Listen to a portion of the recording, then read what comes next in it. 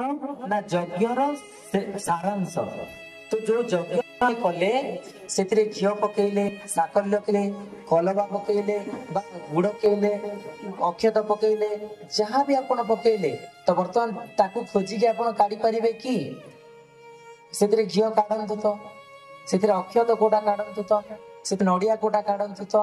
सबू जाक गोटे रूप हो गला कि नहीं कौन है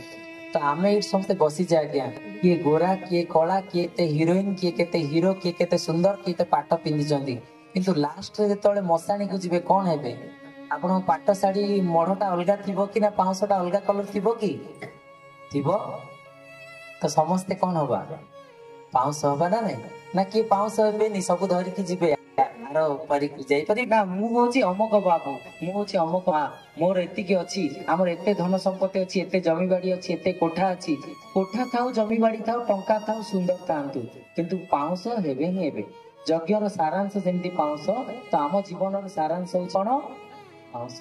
किंतु से पाउंस कथा जदि आम मन पकेबा आपने शिव मंदिर को जाती शिवरात्रि गला तो शिव को जदि टिके बुझी था वैराग्य भाव भीतर जागृत करते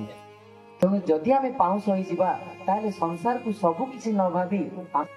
भल कम लगेगा किसी सेवारे लगेगा किसी पुण्य कर्म लगेगा जीवन किसी मूल्य को आम बुझा तेणु ये भावना आसिक चारोटी जगार आम भस्म को लगेगा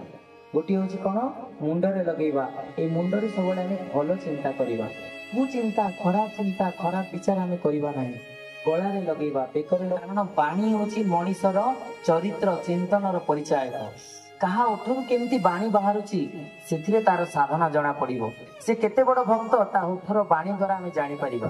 तेणु आम मीठा कथा टिके कहवा। तृतीय जिनस हूँ डाण हाथ में लगेगा डाण हाथ में कहीं ना यही हाथ द्वारा आम संसार सब कम कर